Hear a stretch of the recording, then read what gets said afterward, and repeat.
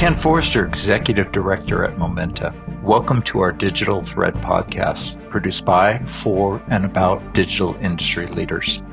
In this series of conversations, we capture insights from the best and brightest minds in digital industry. They're executives, entrepreneurs, advisors, and other thought leaders. What they have in common is, like our team at Momenta, they are deep industry operators.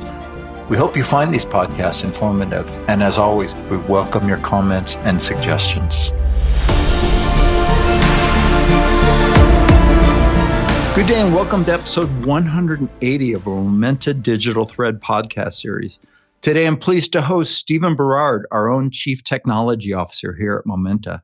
Stephen is a digital industry technical strategist with over 25 years in software architecture, design, and operations, with expertise in driving large-scale, highly reliable, distributed cloud and IoT solutions.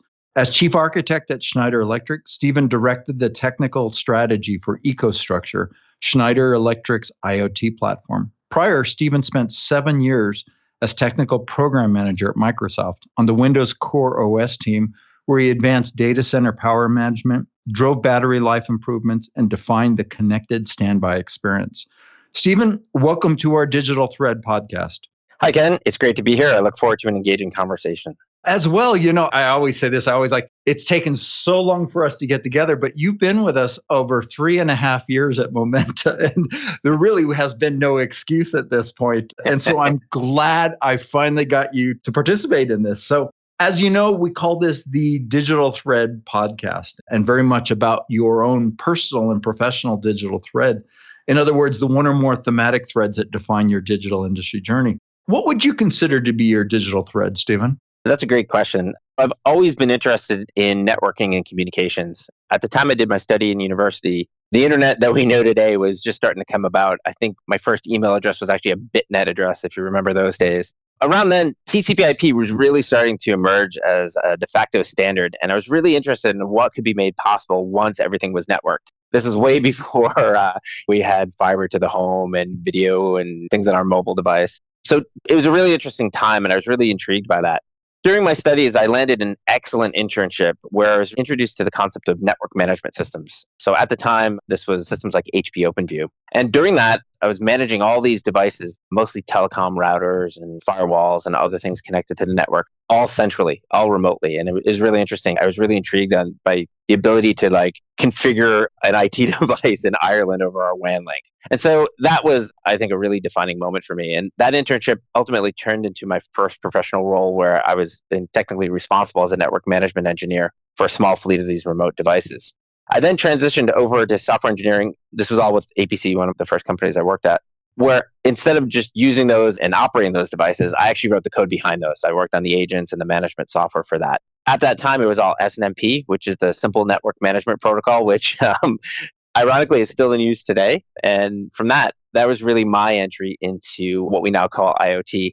So while others in the industry came from things like SCADA and control systems and other on-premise solutions into the IoT, I came from a bit more of an IT and a data center kind of thing. In the early 2000s, I transitioned, as you mentioned, over to the Windows kernel team, and I worked on a number of initiatives there related to power management and battery life. But again, that thread of managing those things remotely in mass over the network was still there. A lot of the things I worked on there were not SNMP, but were related in terms of using things like group policy to manage them in mass.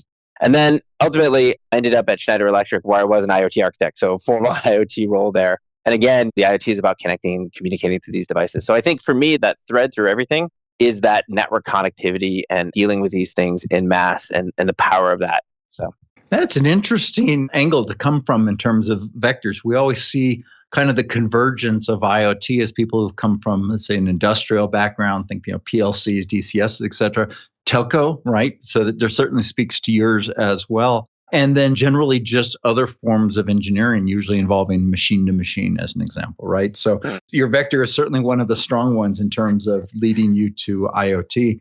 I like the fact you got your start at APC in 95. So you were architecting software for their enterprise management of their data center business line. Many will know that APC is a market leader in power conditioning and management. So think uninterruptible power supplies, if you will. In fact, I see the product name for your profile was infrastructure at the time. So it was certainly a precursor to the later work at Schneider Electric, who I believe acquired APC later on. So let me ask, what were some of the early lessons you learned at that intersection of large-scale enterprise deployment and management of critical equipment? Yes, APC coined that term with that stylized X. And so when Schneider Electric acquired APC, they brought that forward into the EcoStruxure name. They kept that same X. And so I always enjoyed that because it shows some of the roots, because I got my career started at APC. So it was always nice to see that.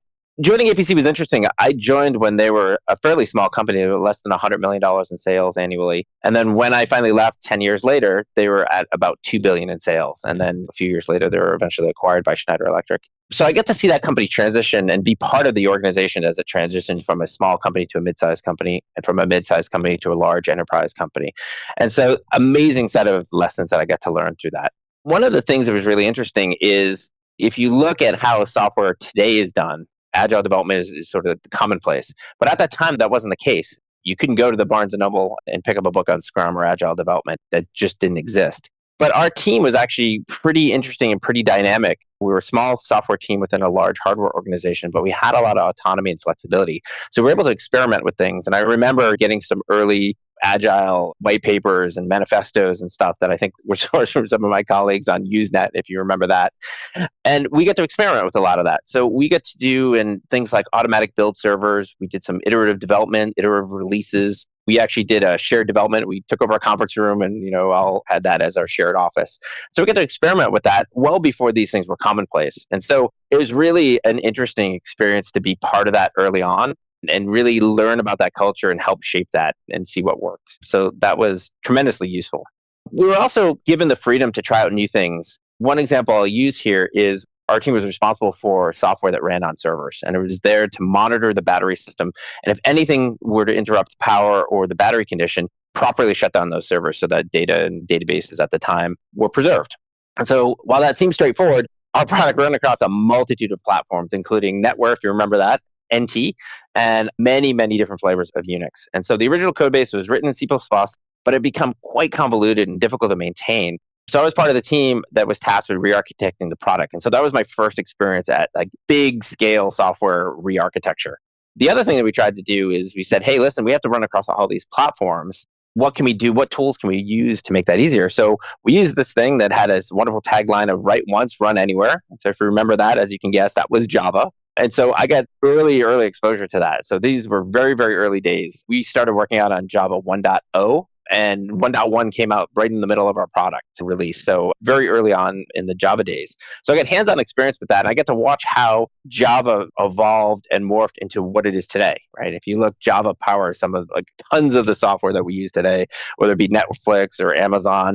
Large systems are all built on Java. So it was really unique and interesting to be at the forefront of that way back then. I'm happy to say the code base that we re-architected is actually still used in production today, which is really interesting. I don't think many people can say that their software is still running 20 years later. So in the end, APC was a great culture. I learned the culture of continuous learning, and that really imprinted on me the type of environment and culture I crave and want to work within. Speaking of large enterprise companies, in 2005, you, of course, joined Microsoft, focused on the intersection of power management and core operating system features yet again. What were some of your key initiatives there and wins at the time? Yeah, it's interesting. Microsoft could not have been a more different culture from APC. In fact, I felt like a fish out of water for almost 18 months. The cultural cadence was so different for me. But ultimately, I had a really successful career. I spent another 10 years at Microsoft and really found my place there and really enjoyed my time there. I worked on a number of really interesting projects, and two key projects I'd highlight and I'm really proud of. The first is enabling power management on Windows Server. At the time, power management features were not enabled by default on Windows servers. A lot of the hardware had those power saving capabilities. Those are technologies that came from the mobile side of the world, but they were not turned on in servers by default. And this is at a time well before virtualization was popular. So you had these servers running at full speed, full power, taking no advantage of power management, but were at super, super low utilization, right? Somewhere below less than 5%. I can't remember the exact, but I think the average utilization was in the 2 to 3% range. So the amount of energy just wasted and the amount of heat and cooling required was just obscene. And so what we wanted to do, we felt really strongly on the team about energy efficiency and what we could do there. We felt that we should be able to turn this on by default, and that would be the default state, meaning that people would use this in mass in data centers.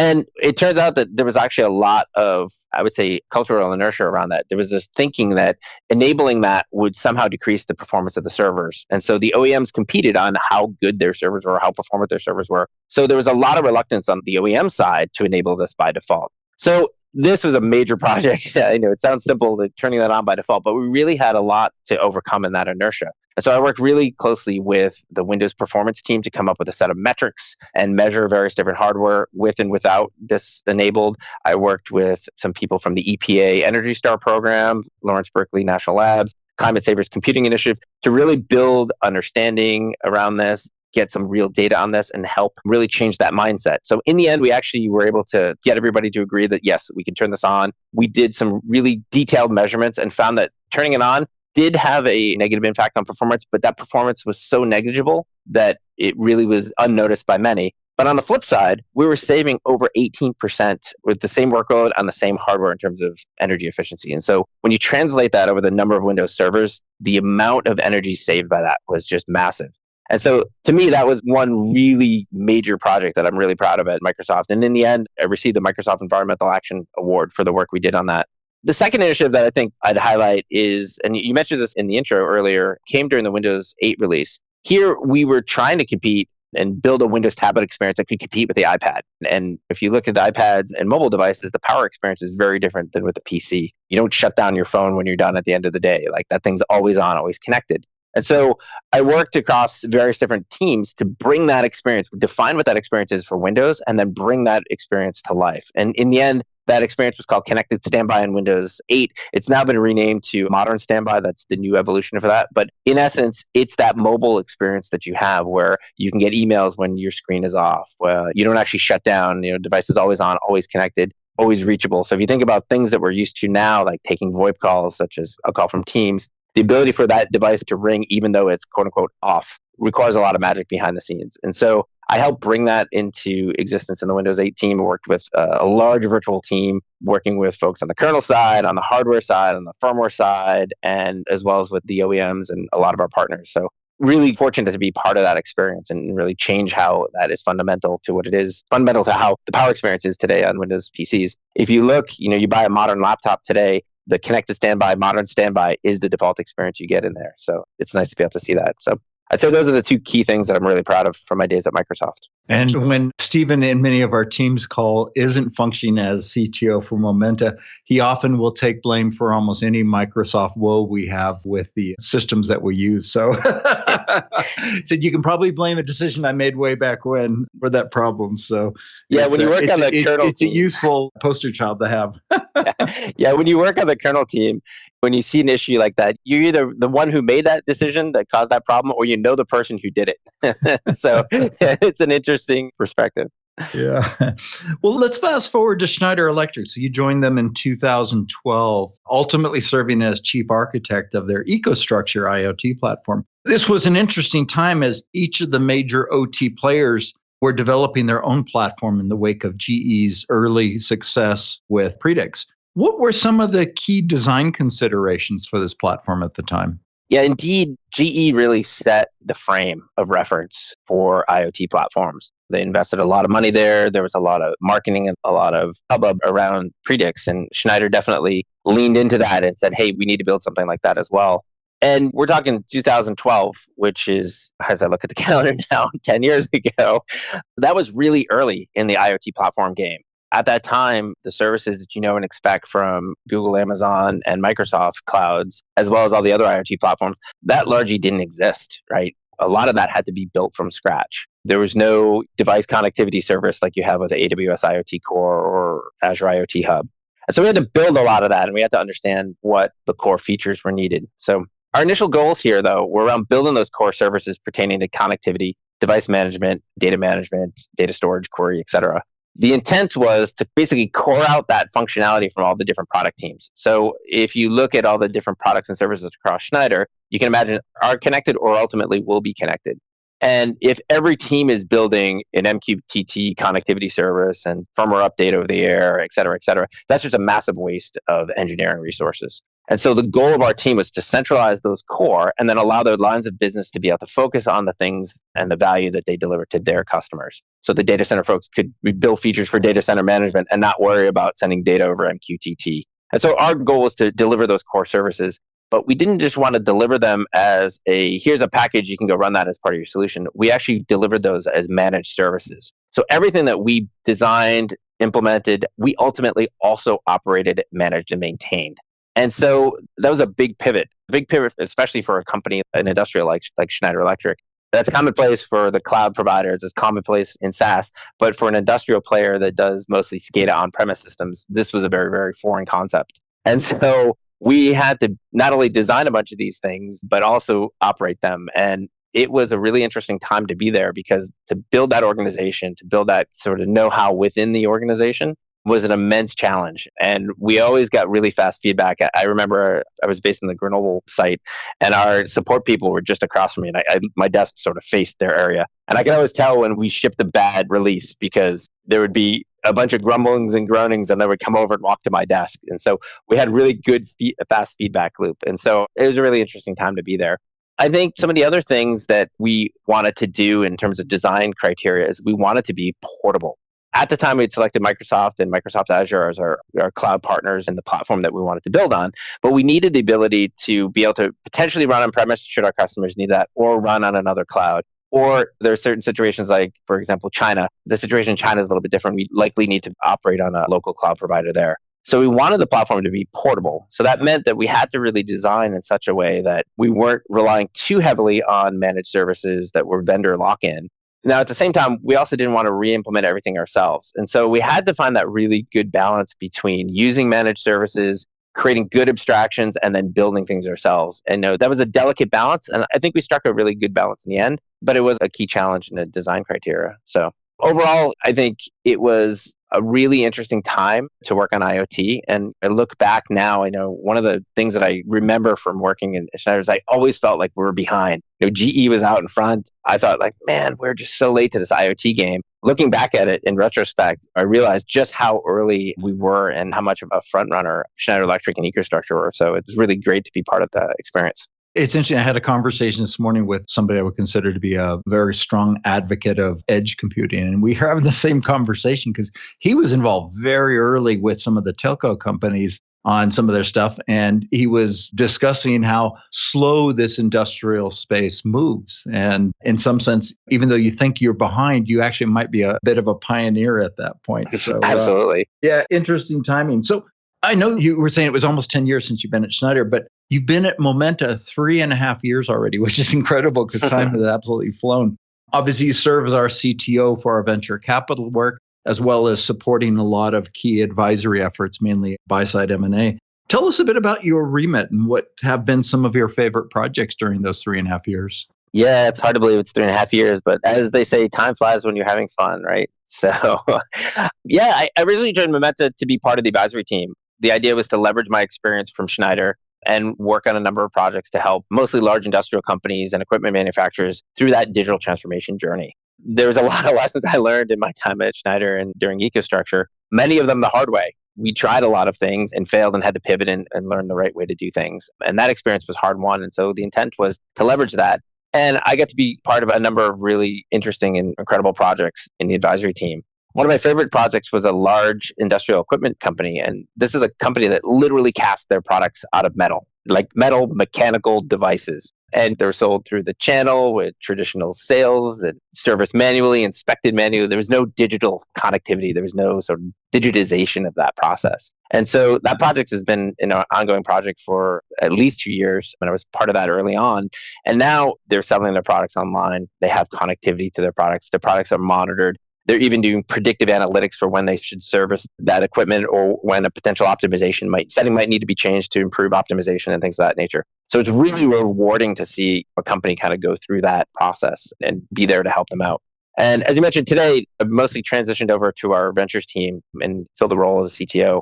Here, I help craft our investment thesis. I really look to identify what technology is coming up, what the trends are, what that means to us in industry, and what we need to pay attention to, and weave that into our approach to investment and what our investment thesis is. I also do a lot on due diligence side of things as we're looking at new investments. Again, focus mostly on the technology side, but I help figure out like, are these the right characteristics? Does this company have the technology underpinnings to support the kind of business that you're trying to do? So I help a lot on that due diligence side.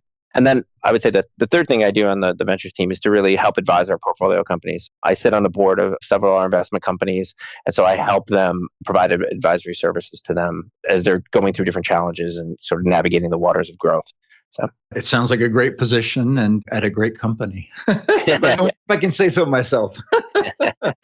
Well, it's nice and it's exciting in a lot of ways too, because you get to see a wide breadth of different things. The boards that I sit on, the companies there could not be more different, right? And so to get that kind of breadth of experience and work with those different companies is really fulfilling. Yeah, I think of Momenta often as a perspective platform, right? When you're sitting up elevated and working across a number of different companies, you have visibility into them, and if you will, you get to see trends and see the emergence of trends, or in some sense, tag these trends early on, right? I know we've been involved in Edge for quite a while because you can't be in OT and not talk about Edge because OT is Edge by definition, right? But I know in some of the recent work you've done, you've actually coined what I consider a new term, and that's Hyper-Converged Edge, or HCE.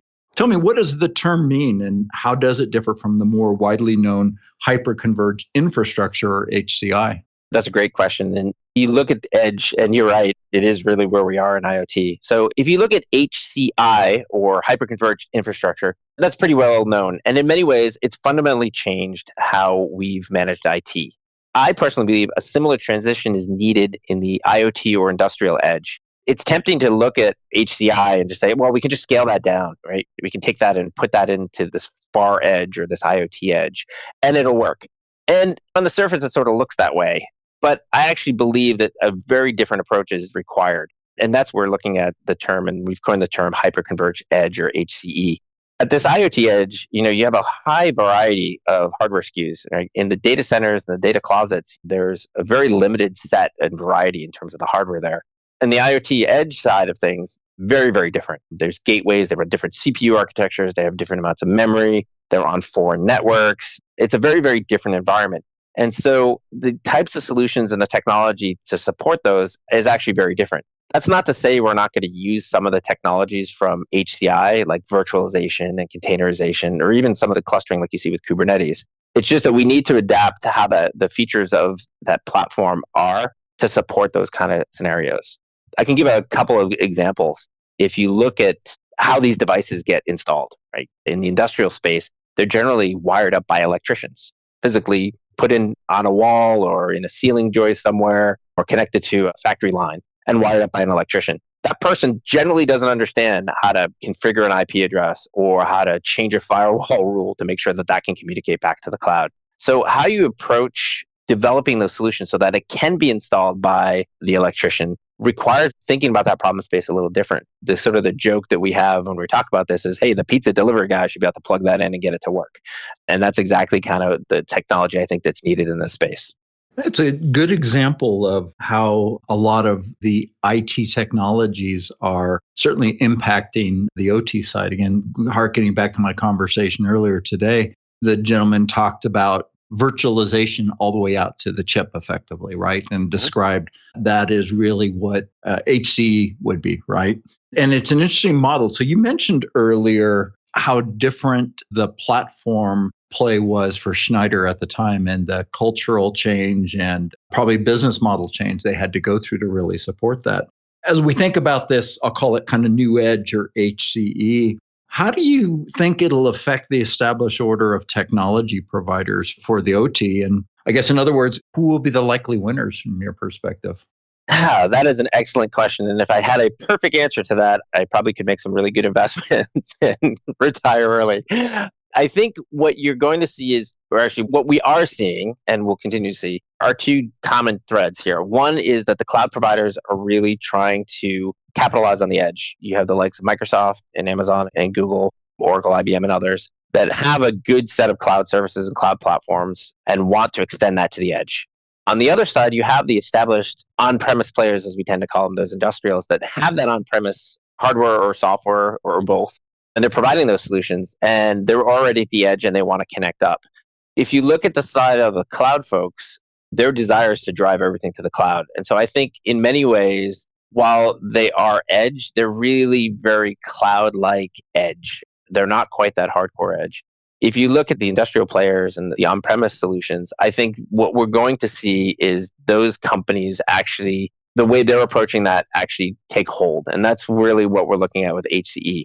Now, at the same time, I think they're missing some of that technology that the cloud providers have. And so I think the dynamic you'll see is a number of these established on-premise players, edge players, make a number of strategic acquisitions to bring on the talent and the technology to support that HCE that we're talking about.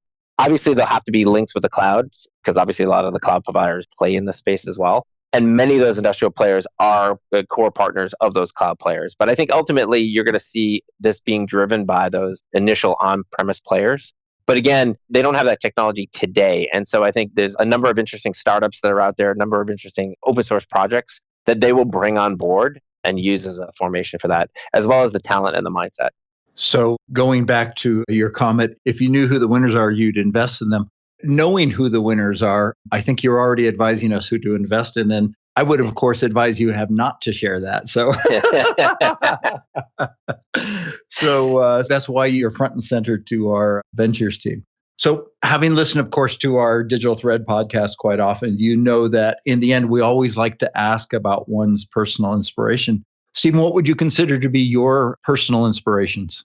Well, I've always been intrigued by technology, what it can do, where it's going, and quite honestly, the pace and the acceleration you get with technology. If you go back to, I mentioned TCP/IP and the internet being an early theme for me, you look at where that is now. We have LinkedIn and Facebook and Netflix and on-demand everything. I have satellite internet from SpaceX and just how fast that technology has moved. And we're seeing that not only in computers and IT, we're seeing this in biotechnology as well, and health sciences and electric vehicles, and it's transforming everything.